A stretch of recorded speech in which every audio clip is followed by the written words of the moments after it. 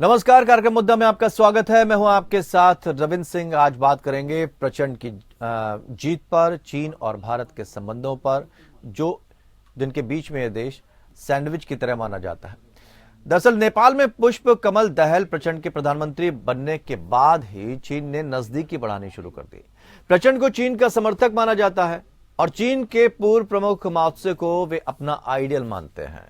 कहा तो यह भी जा रहा है कि चीन ने ही साजिश रचकर प्रचंड को प्रधानमंत्री की कुर्सी पर बैठा दिया है। नेपाल में नई सरकार बनवाने में चीन ने खास भूमिका निभाई है और यह भारत के लिए खतरे की घंटी है, ऐसा कहा जा रहा है। प्रचंड के नेपाल में प्रधानमंत्री बनने से भारत की चिंता बढ़ गई है। प्रचंड की सत्ता में वापसी से राजनीतिक, सामरिक और मधेश के मुद्दों पर भारत की मुश्किलें बढ़ सकती हैं। नेपाल में नई सरकार बनने के बाद लिपुलेख और काला पानी का विवाद फिर से सुलग सकता है। ओली सरकार में चीन ने नेपाल को नया नक्शा जारी करने के लिए मना दिया था, जिसको कहते हैं। इस नक्शे में भारत का लिपुलेख और काला पानी को नेपाल अपना बता रहा था। नेपाली कांग्रेस की सरकार बनने पर यह मामला ठंडा पड़ गया था, लेकिन अब एक बार फिर चीन की शह पर प्रचंड इस विवाद को हवा दे सकते हैं। भारत नेपाल के सीमावर्ती इलाकों में रह रहे मधेसियों को नेपाल के संविधान में बहुत कम अधिकार दिए गए। इसको लेकर 2015 में मधेश आंदोलन की शुरुआत हुई। भारत सरकार ने इस आंदोलन का समर्थन किया था। नेपाल में कांग्रेस की सरकार ने इस मुद्दे को सुलझाने की बात कही थी, लेकिन अब इसे सुलझने के आसार कम ही नजर आ रहे हैं। उधर प्रचंड के नेतृत्व में नई सरकार बनते ही चीन ने नेपाल के साथ नजदीकियां बढ़ाने की ओर एक बड़ा कदम उठा लिया। मंगलवार को नेपाल चीन क्रॉस बॉर्डर रेलवे लाइन की स्टडी के लिए विशेषज्ञों की एक टीम काठमांडू पहुंची। चीनी दूतावास ने ट्विटर पर कहा कि चीन नेपाल क्रॉस बॉर्डर रेलवे के व्यावहारिक स्टडी और सर्वे के लिए विशेष टीम मंगलवार को काठमांडू पहुंची और चीन के मिशन प्रमुख वान शिन ने उनका स्वागत किया।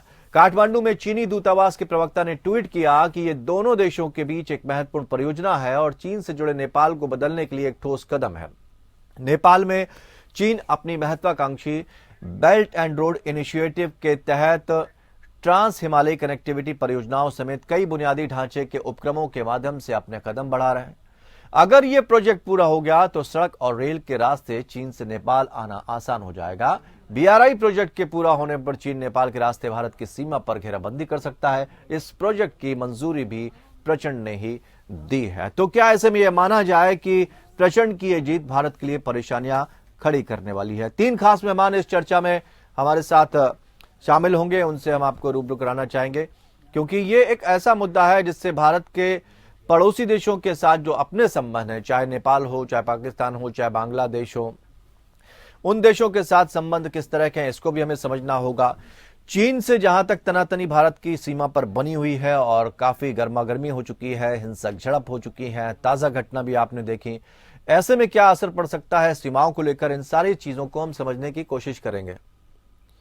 लेकिन अब प्रचंड की जीत जो है वो देखी जा रही है कि भारत के लिए परेशानी खड़ी कर सकती है। 3 खास मेहमान इस चर्चा में हमारे साथ शामिल हैं। दीपक बोहरा पूर्व राजनयिक के तौर पर हमारे साथ जुड़े हैं। Retired major general Ashwini Siwach रक्षा विशेषज्ञ के तौर पर हमारे साथ जुड़े हुए हैं। Jitendra Ojha foreign affair experts और जियो पॉलिटिकल एक्सपर्ट्स के तौर पर हमारे साथ जुड़े हैं। आप सभी मेहमानों का बहुत बहुत स्वागत करते हैं। दीपक बोहरा जी, आपसे शुरुआत करते हैं। थोड़ा सा समझना चाहेंगे, प्रचंड की जीत परेशानी खड़ी करने वाला है या सुकून देने वाला भारत के लिए? आभारी हूँ आपका, आपने मौका दिया है आपसे सीखने का और आपके बाकी 2 जो विशेषज्ञ हैं उनसे सीखने का। ये मेरे लिए बहुत अच्छा लगता है, खासतौर से आपके शानदार चैनल पर। बहुत सी असेसमेंट हो रही है आपकी, जो हमारे दोनों दूसरे मेहमान हैं। अब ये हो जाएगा, खड़गे प्रसाद शर्मा ओली ये कर देगा, कमल दहल प्रचंड ये कर देगा। ये दोनों व्यक्ति जो है एक दूसरे से नफरत करते हैं सर, बट ये साथ आए हैं। It's a marriage of inconvenience. और जो वकील है ना नेपाल में, उन्होंने तलाक के कागज बनाने शुरू कर दिए हैं। प्रचंड बना है प्राइम मिनिस्टर 3री बार के लिए 2.5 साल के लिए। प्रधानमंत्री नरेंद्र मोदी ने उसको मुबारक दी है। ओली साहब शक्ति बनेंगे प्रचंड की कुर्सी के पीछे, ऐसा वो सोचते हैं, क्योंकि जो राजगद्दी थी नेपाल की वो तो बहुत देर पहले हमने फेंक दी थी। अब ये दोनों कम्युनिस्ट कहते हैं माओगिंगडोंग हमारा भगवान है। सर, जब इन्होंने पैलेस को वहां के शहंशाह की मुखालफत की थी तो ये यूनाइटेड थे, लेकिन जब उनका कॉमन अपोनेंट चला गया फिर एक दूसरे के को खाने लग गए ये लोग। ये मैं जानता हूँ, ये मैंने अपनी जिंदगी में 50 साल हो गए, डिप्लोमेसी में कई बार देखा है। ये रोटेशनल टेन्योर्स जो होते हैं ना सर, ये कभी नहीं चलते। जो व्यक्ति पहले कुर्सी पे बैठ जाता है, उसके पास एक ऐसी गोंद है कुर्सी पे, पर उठना नहीं चाहता वहां से। कोई भी क्रांति जब कॉमन एनिमी चला जाता है, उसके बाद वो क्रांति खत्म हो जाती है। डिंग डोंग तो मालूम था, ये माओ डिंग डोंग जो भी है, इस आदमी का नाम है, चाइना वाले का। और जब वो उसने एक बार पावर लिया, जितने उसके पोटेंशियल राइवल्स थे, सबको खत्म करके वन पार्टी रूल लगाया। तो अब आपका ये सवाल है कि भारत पर इसका क्या असर पड़ेगा। सर, आप क्या सोचते हैं कि हमारी दोस्ती इतनी कमजोर है कि एक ओली आ जाए या मोली आ जाए या एक प्रचंडा आ जाए या मनचंडा आ जाए, तो उससे कोई फर्क पड़ेगा? ये बहुत पुराना रिश्ता है, सारी उनकी नदियां हमारी तरफ जाती हैं, कॉमन बॉर्डर है हमारा। एक नई चीज मैं आपको बताना चाहता हूँ सर, जो बड़ी मजेदार है, दिलचस्प है। रवि लमिछाने आपकी तरह एक बहुत प्रसिद्ध टीवी एंकर है और उन्होंने पार्टी बनाई, आप भी बनाइएगा अगली इलेक्शन के लिए। उसका नाम है राष्ट्रीय स्वतंत्र पार्टी। रजिस्टर की थी ओनली जुलाई 2022 में। और वोट किसने किया उनके लिए? All the young people. एक भारत में भी कोई आम आदमियों की पार्टी है, उसकी भी अपील यंगर वोटर्स को है। तो ये व्यक्ति रवि लमिछाने अब ये डेप्यूटी प्राइम मिनिस्टर बनेगा, स्पोक्स पर्सन बनेगा। एक चीज याद रखिए सर, नेपाल में एंडेमिक पॉलिटिकल इंस्टेबिलिटी है। 68 साल में 51 प्रधानमंत्री बदल चुके हैं, इवन दो असली लोकतंत्र वहां पर केवल पिछले 15 साल में। सो भारत पर उनकी डिपेंडेंस इतनी है, चीन जो मर्जी कर ले सर, जितनी मर्जी सड़कें बना ले, एयरपोर्ट बना ले, रेलवे लाइन बना ले, लेकिन ये जो ब्रांड इक्विटी भारत की नेपाल में है, वो हिकअप्स होते रहेंगे। नक्शा बना दिया, ये कर दिया, आपने कहा जी किसी इंडियन डेटी का, हमारे भगवान का जन्म यहाँ नहीं हुआ, यहाँ पे हुआ था, आपने कुछ हमारे राष्ट्रीय चिन्ह पे कमेंट दे दिए। अब थोड़े से ये चीजें चलती हैं पॉलिटिक्स, पर्टिकुलरली ये जो सर्कस वहां पे चल रही है। तो माय कंसिडर्ड ओपिनियन सर वो ये है, नेपाल को चाहिए पैसा, इन्वेस्टमेंट, टेक्नोलॉजी, भोजन। हमें चाहिए कि आप एंटी इंडियन ग्रुप्स को वहां मत रखिए, प्रोटेक्ट अपनी नॉन मुस्लिम माइनॉरिटीज को, हमारे सिक्योरिटी इंटरेस्ट को हर्ट मत करिए। ये बहुत आसान सी चीज है, ये होगी। I do not think sir, मैं यकीन से ये कह सकता हूँ, मैं तो कई बार वहां गया हूँ, सर्व भी कर चुका हूँ, कि इसका कोई असर पड़ेगा हमारी बायलैटरल रिलेशन। जितेंद्र जी, आप भी ऐसा समझते हैं कि जो संबंध है किसी के भी प्रधानमंत्री बनने से इतने कमजोर नहीं पड़ सकते हैं, लेकिन चीन की अपनी एक अलग रणनीति होती है भारत को लेकर। अगर चीन से सारे उसके बातें पूरी होती हैं, चीजें पूरी होती हैं, जिस तरह से कहा जा रहा है कि प्रचंड को चीन ज्यादा पसंद है, तो क्या ये माना जाए कि भारत के लिए मुश्किलें खड़ी हो सकती हैं, या पुराने संबंधों के आधार पर भी नेपाल जो है वो आगे बढ़ेगा? देखिए, मैं सुरक्षा के लिहाज से देखता हूँ, और सुरक्षा के लिहाज से कई दफे जो वर्स्ट के सिनेरियोज हैं उसको ध्यान में रखना पड़ता है। हमें पैनिक बिल्कुल नहीं करना है, पहले जिससे यहाँ तक तो मैं इत्तेफाक रखता हूँ। लेकिन ये कहना कि सब कुछ ठीक है, वो मेरे ख्याल से बहुत हम अपने आप को कॉम्प्लेसेंट बनाना है। चीन की अगर स्ट्रेटजी देखें कि चीन जो है हर तरीके से भारत को काफी दिनों से इंसर्कल करने के लिए तैयार है। निश्चित रूप से नेपाली और हम एक ही एथनिसिटी के लोग हैं, लेकिन उसके बावजूद कि हमारी दिक्कत नेपाल के लोगों से नहीं है। हमारी दिक्कत ये है कि क्या चीन के कुछ क्रिटिकल इंस्टीट्यूशंस को, क्या नेपाल के कुछ क्रिटिकल इंस्टीट्यूशंस को चीन कब्जे में लेगा और उसको इस्तेमाल करेगा हमारे हितों के को नुकसान करने के लिए, हमारी सुरक्षा को नुकसान करने के लिए। तो इस हद तक मैं समझता हूँ कि चिंता की विषय है। ये नहीं कि प्रचंड क्या करेंगे। प्रचंड का आना, केपी ओली, जहां तक वहां के पत्रकारों से और थिंक टैंक के लोगों से मेरी बातचीत चल रही है कि चाइनीज एम्बेसी का बहुत दखल हुआ और इस तरीके से उन्होंने ये स्टिचअप किया, इनके भीतर एक अलायंस स्टिचअप किया। किसी भी देश का ये बातें जो है टीवी पे के सामने नहीं होती, दिखा के नहीं होती, लेकिन काठमांडू में चाइना की एम्बेसी का एक्टिव होना और इस तरीके से इसके इंटरनल पॉलिटिकल प्रोसेस में इंटरफेयर करना, ये हमारे लिए चिंता की बात है। पर वही नहीं, मैं मानता हूं कि ये प्रचंड के अपनी बातों का वो खुद ध्यान नहीं रखते हैं और कभी भी उन्होंने कमिटमेंट ऑनर नहीं किया। उनके ओली के बीच में डिफरेंसेस जरूर होंगे, लेकिन उसके डिफरेंसेस होने के बावजूद दोनों जो है, मुझे लगता है कि ये चीन के आदेशों का एक पॉइंट के बाद उल्लंघन नहीं कर सकते हैं। ये बात मैंने श्रीलंका के संदर्भ में भी एक दफे कही थी। वोरा साहब उस पैनल पे थे और मैंने कहा कि श्रीलंका में ये दिक्कत होगी, एक पॉइंट के बाद वहां की सरकार जो है नहीं चीन के दबाव को झेल पाएगी। देखिए, चीन का एजेंडा बहुत क्लियर है। वो समझता है कि जब तक भारत मजबूत रहता है, जब तक भारत प्रगति करता है, तब तक चीन की हेजेमनी इस रीजन में नहीं होने वाली है।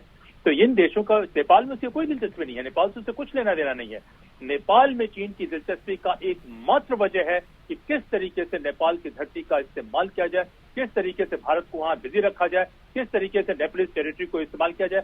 बहुत हाल तक जो है आपको पता है कि किस तरीके से नेपाल में मदरसे आते रहे, किस तरीके से नेपाली टेरिटरी को जो है इस्तेमाल किया जाता रहा। देखिए वो वोरा साहब अपना फैक्ट बताया, मुझे उसमें नहीं कहना पड़ेगा। बहुत हाल तक किस तरीके से नेपाल की टेरिटरी का इस्तेमाल किया जाता रहा, चाहे फेक करेंसी भेजने का हो या टेररिस्ट भेजने का हो। जो हमारे हवाई जहाज का हाईजैकिंग हुई थी इसमें जो जिसे ले जाया गया था कंधार 1999 वगैरह के आसपास, वो नेपाल की टेरिटरी से था। तो नेपाल में बहुत हद तक जो है पाकिस्तानी आईएसआई का इन्फ्लुएंस बना हुआ था, उस वर्चस्व को कम किया गया। तो इस तरीके से जब चाइना का वर्चस्व बढ़ रहा है तो ऐसे में जो पॉलिटिकल लीडरशिप उनके फेवरेबल है तो हमें एकदम चौकन्ना रहना चाहिए। हमें कहना कि नहीं सब कुछ अच्छा हो जाएगा, मैं मानता हूं कि जनता का गुडविल हमारे पास रहेगा, लेकिन सब कुछ अच्छा रहेगा, मैं इससे सहमत नहीं हूं।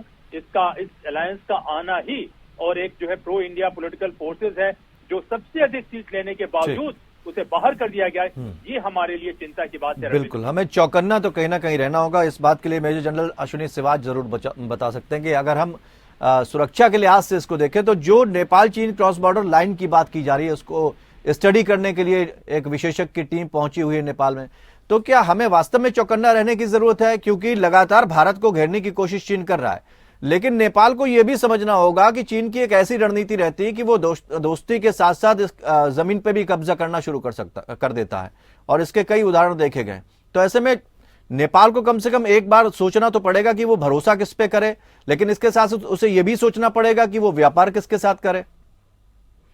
अब देखो रविंद्र, इसमें कोई शक नहीं कि ये दो कम्युनिस्ट पार्टी जो मिलके आई हैं, ये एक अपॉर्चुनिज्म है, इसमें कोई शक नहीं कि जो प्री अलायंस थे वो केपीसी ओली और के साथ और दूसरी कम्युनिस्ट पार्टी जो प्रचंडा वाली के साथ नहीं था। मगर ये जैसे इलेक्शन के बाद और जो केपी शर्मा ओली है उसकी पार्टी की स्ट्रेंथ ज्यादा है ना कि प्रचंडा की, मगर फिर भी वो प्राइम मिनिस्टर बने हैं। क्योंकि पिछली बार भी अगर आप जान ले जाएं कि ऐसे ही अलायंस में बने थे, उस टाइम जो केपी शर्मा ओली बने थे, मगर उन्होंने 2.5 साल के बाद इनको कोई चांस नहीं दिया। सच्चाई है तो कि क्या हम ये माने अश्विनी साहब कि चीन से जो करीबियत बढ़ती जा रही है नेपाल की, वो भारत के लिए परेशानी खड़ी कर सकती है? हाँ बिल्कुल कर सकते, मैं उसी पे आ रहा था। देखो सच्चाई है कि जब भी कम्युनिस्ट आते हैं चीन में तो it is always advantage to China, क्योंकि चाइना के साथ उनकी नजदीकी देखो ऑफर टाइम बढ़ती जा रही। मैं ये मानता हूं कि भारत के साथ जो नेपाल के हिस्टोरिकल, ज्योग्राफिकल, कल्चरल, रिलीजियस और मिलिट्री टू मिलिट्री कॉन्टैक्ट है। 50,000 से ज्यादा जो नागरिक हैं नेपाल के वो भारत में जवान हैं, 6 रेजिमेंट में 12 से 15 लाख लोग काम करते हैं, और कनेक्टिविटी हमारे से ही है जो कि पोर्ट में जाती है, चाहे वो विशाखापट्टनम या आपकी कलकत्ता या बांग्लादेश के चिटागोंग। और अगर सामान तो वाइबल तो है, मगर इकोनॉमिकली बहुत ज्यादा उसके ऊपर खर्चा होता है। मगर इनको साइड करते हुए जिस प्रकार से चीन अपना दबदबा धीरे धीरे नेपाल में बढ़ा रहा है, वो चिंता का विषय है। वो कौन कौन से पॉइंट है? पहली बात, जिस प्रकार से उसने बेल्ट रोड इनिशिएटिव का हिस्सा बना, और बेल्ट रोड इनिशिएटिव से जो हिमालयन कॉरिडोर के थ्रू उसने रोड बनाई है, वो रोड जो लासा से लेके काठमांडू तक आ जाएगी, और हमारे फुट हिल्स में आएंगे, वो एक बड़ा चिंता का विषय है। और अब जिस प्रकार से रेलवे लाइन के लिए सर्वे टीम आई है, जो कि बेसिकली क्रॉस बॉर्डर सर्वे के लिए आई है, होता क्या है कि चीन के पास डीप पॉकेट्स हैं। चीन जो है पैसा फेंकता है और वो इन्वेस्टमेंट काफी करता है नेपाल में। अगर आप देखें भूटान हो या नेपाल हो, उसको धीरे धीरे चीन जो है अपनी तरफ करने की कोशिश कर रहा है। मैं ये कहता हूं कि नेपाल के अंदर जो बेल्ट रोड इनिशिएटिव जो उसने सड़कें बनाई, ब्रिजेस बनाए, रेलवे लाइन बनाएगा, वो हमारे लिए कॉज ऑफ कंसर्न है। और इसमें भारत की थोड़ी सी कमी रह गई। भारत ने जो भी अपने प्रोजेक्ट लिए हैं उसमें डिलीवरी डेफिशिएंसी, कि हमने जो हाइड्रो प्रोजेक्ट बना रहे थे, सड़कें बना रहे थे, वो कहीं ना कहीं धीमी थी। अभी 7-8 साल से शायद उसमें अभी जोर पकड़ा है, मगर ये कतई नहीं है कि अगर हमें इस पे कंप्लीसेंट होना चाहिए, क्योंकि चीन 2-3 चीजें कर रहा है। चीन एक तो नेपाल के अंदर आके वो भारत की तरफ, उसको जितना अधिक भारत के आएगा उतना ही हमारे लिए खतरा है। वो नेपाल ही नहीं, आप भूटान में भी देखो, सेकंड वाइल्ड लाइफ सेंचुरी पे उसने प्रेशर डाल दिया, उसको भी लेने की कोशिश कर रहा है। तवांग इसके अंदर जो नेपाल है वहां पर भी विलेजेस बनाए हैं इसने बॉर्डर में।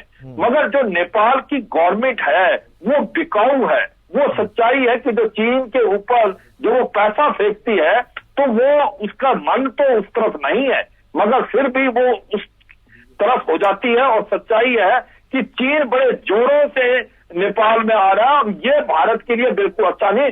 भारत को अपनी स्ट्रेटेजी चेंज करनी पड़ेगी और भारत को डेफिशिएंसी, जो डिलीवरी डेफिशिएंसी से हटके हमको इसके ऊपर इन्वेस्टमेंट करनी पड़ेगी। हमें भी अपनी प्रेजेंस दिखाना है। मैं एक और क्वेश्चन बताऊंगा रविंद्र, अगर आप देखें अग्निपथ आया अभी, उसमें अग्निवीर जी ले गए और वो अभी नेपाल से 50,000 जो जवान भारत में आते हैं, अब उनके लिए भी वही रूल लागू है। अब नेपाल गवर्नमेंट ने बोला है कि हम 4 साल के बाद इनका क्या करेंगे, क्योंकि आप तो एक बड़ा देश है और आप तो इनके पास कॉर्पोरेट है, प्राइवेट सेक्टर है, हमारे लिए तो ये एक प्रॉब्लम हो जाएंगी। तो आज की तारीख में इसमें कोई क्लियर कट इंस्ट्रक्शन नहीं है। क्या नेपाल के 50,000 लोग भारत के अंदर फौज में रहेंगे? नहीं।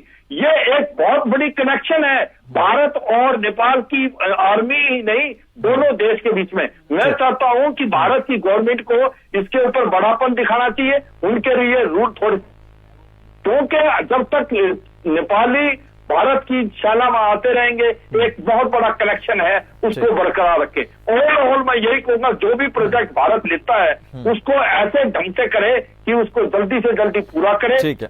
वोरा साहब जी, वोरा साहब, कोई देश अगर अपनी मजबूती चाहता है, कोई भी देश अपनी मजबूती चाहता है, तो वो किसी भी देश के साथ व्यापार बढ़ाने के लिए स्वतंत्र है। तो क्या हमारा ये सोचना उचित है कि नेपाल कूटनीतिक रूप से या वैश्विक रूप से अपनी चीजों को बढ़ा रहा है, मजबूत हो रहा है, तो उसके लिए भारत को चिंता करने की जरूरत है? और जिस तरह की बात कही कि चुनौती तो है हमारे सामने, भारत को अलर्ट होना चाहिए, इसको कैसे देखते हैं आप? समझ नहीं आ रही। आपके दो विशेषज्ञ जो यहाँ आपके साथ बैठे हैं, मैं विशेषज्ञ तो नहीं हूँ, लेकिन उस इलाके में कई बार गया हूँ, वहाँ सर्विस की है। नहीं, उनका बहुत एक लाइन में बता देता हूँ। वो ये, अगर रशिया को यूक्रेन पर नाटो की उपस्थिति चिंता पैदा कर सकती है रशिया के लिए, तो क्या नेपाल की सीमा पर अगर चाइना आता है, नेपाल से संबंध बढ़ाता है, तो क्या भारत को खतरा नहीं है? मैं आपसे एक सवाल पूछता हूँ सर, जो अभी आपने बताया कि जनरल साहब ने और दूसरे हमारे विशेषज्ञ, वो ये कर रहा है चीन, ये कर रहा है, वो कर रहा है। चीन का सिर्फ भारत दुश्मन है? चीन का यूनिफोकल एजेंडा है। नेपाल में भी, मालदीव में भी, भूटान में भी, बांग्लादेश में भी, पाकिस्तान में भी, साउथ अफ्रीका में भी, ब्राजील में भी, सब चीज वो भारत को घेरने के लिए कर रहा है और कोई काम नहीं है उसको। उसका दुश्मन, मेन दुश्मन यूनाइटेड स्टेट्स है। हम लोग चट्टान बन के बीच में खड़े हैं कि यहाँ बदमाशी नहीं करेगा। सर, आपको याद होगा नेपाल में कॉन्स्टिट्यूशनल क्राइसिस हुआ था 2020 में, हमने कुछ नहीं किया, हम बोले ये नेपाल की इंटरनल मैटर है। चीन के राजदूत इधर से भागे, उधर से भागे, उन्होंने एक डेलीगेशन भी भेजा चीन से, चीन के राजदूत को वहां से बोला कि अब आप जाइए, आपकी कोई जरूरत नहीं है, जब दूसरी सरकार वहां पर आई। चीन सब कुछ कोशिश करेगा, लेकिन अंग्रेजी में कहते हैं नेपाल इज अ रैम्बंक्शस डेमोक्रेसी। वो शोर मचाते हैं, वहां के लोग बड़े वॉलेटाइल हैं, हर बार कोई इशू होती है उनके पार्लियामेंट में डिस्कस होती है, वो नहीं बदला जाएगा। हाँ, सतर्क हम हैं। एक तरफ तो हमारे जनरल साहब कहते हैं बड़ा दिल दिखाना चाहिए। क्या करना चाहिए? मैं 1,50,000,000,000 ट्रिलियन करोड़ रुपए लगाता हूँ, तो क्या नेपाल की जो है रणनीति, क्या उनकी मानसिकता बदल जाएगी? ये नहीं होता है सर। डिप्लोमेसी में, इंटरनेशनल रिलेशंस में बहुत मुश्किल होता है किसी चीज को बदलना जो बहुत पुरानी हो। सर, ये मैंने पूरी दुनिया में देखा है, बहुत से लोगों ने कोशिश की है, ये नहीं होने वाला है। चीन आग से खेल रहा है, पहले भी जल चुका है उस आग में, फिर चलेगा। ठीक है। जितेंद्र जी, आपसे ये थोड़ा समझना चाहते हैं, जैसे वोरा साहब ने डिनाई किया, पूरी तरह से इत्तेफाक नहीं रखते हैं, कुछ हद तक इत्तेफाक रखते हैं, लेकिन पूरी तरह से सेवाट साहब से इत्तेफाक नहीं रखते हैं। लेकिन बहुत सीधा सा सवाल है कि अगर हमारे व्यापारिक रिश्ते चीन से बढ़िया हैं, तभी तो हम कहीं ना कहीं हल्कापन रखे हुए हैं, उसको हम ज्यादा तवज्जो दे रहे हैं व्यापार के, उस पर कहीं तो हल्के पड़ जाते हैं। अगर वो नेपाल में पैसा लगा देता है और नेपाल का डेवलपमेंट शुरू हो जाता है, तो फिर नेपाल उसके खिलाफ क्यों जाएगा? दो बातें मैं कहना चाहूंगा। वोरा साहब के असेसमेंट को देख के मैं जब पढ़ता हूँ, सोमनाथ के मंदिर में जब महमूद गजनवी आया, तो वहां के मंदिर के पुजारी लोग कह रहे थे कुछ करने की जरूरत नहीं है, एकदम जो है ईश्वर आएंगे, प्रकट होंगे और दुश्मन को खत्म कर देंगे।